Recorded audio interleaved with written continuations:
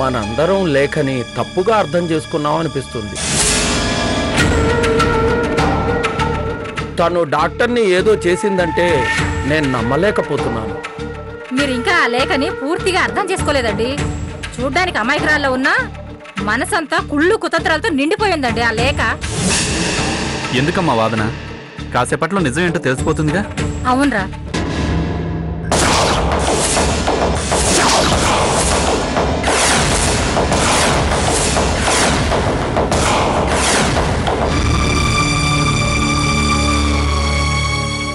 ఏమైందమ్మా జగదీశ్వరి? పోలీసులు ఏమన్నారు?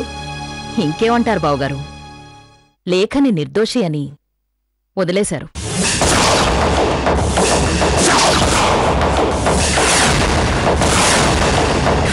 వదలేక ఇప్పటికైనా వాళ్ళకి తెలిసి వస్తుందో లేదో.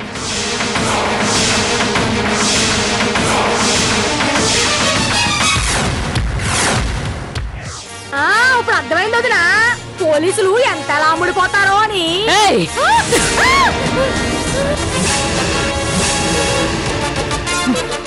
పిచ్చి పిచ్చిగా వాగావంటే తలా ముండ వేరు చేసేస్తాను. ఏమనుకుంటున్నావా? నువ్వు ఇలా చిచ్చు పెట్టే మాటలు మాట్లాడితే న్యూసెన్స్ కేసు పెట్టి నిన్ను లోపల ఇస్తాను. ఈ రోజుల్లో పోలీస్ స్టేషన్కి వెళ్ళి ఇంత త్వరగా ఎంక్వైరీ పూర్తి చేసుకుని వస్తే నాకే డౌట్గా ఉంది.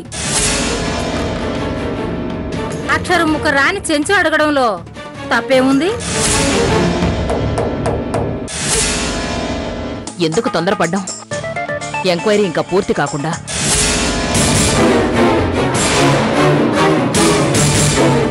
అప్పుడు తెలుస్తుంది అసలు దోషులెవరో నిర్దోషులెవరో.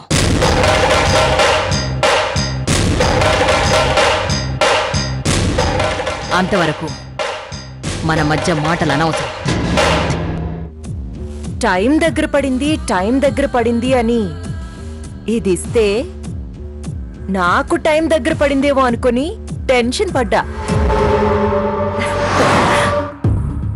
నీకు మాత్రం మొహం వాచిపోయేలా చివాట్లు పడ్డాయి. అప్పుడు అర్థమైంది టైం దగ్గర పడింది నాకు కాదు నీకు అని.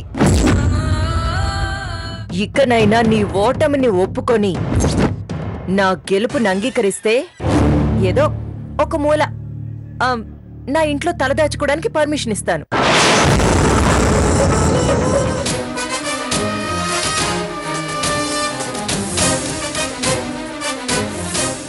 ఈవిడికేనా పిచ్చన్నారు?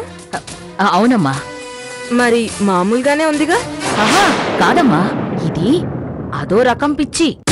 ఓహో, ఏ రకం పిచ్చో నేను తెలుస్తాను. పద, నిన్ను ఇంట్రోగేట్ చేయాలి.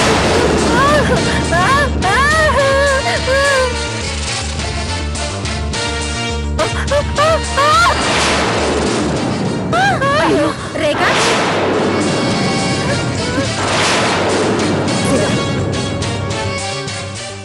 పాపం తనకసలే మతిస్థిమితం లేదు. ప్లీజ్ అండి, తను వదిలేయండి. ముందు మమ్మల్ని ఎంక్వైరీ చేయండి. మీ ఇంటిని ఒకసారి చెక్ చేయాలి. అదేంటమ్మా, జరిగింది దొంగతనం కాదుగా, ఏం దొరుకుతుంది? శవం.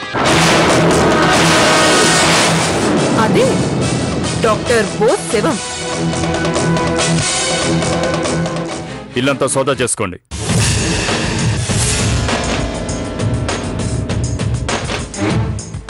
ఇంకెవరూ మాట్లాడద్దు. Thank you sir.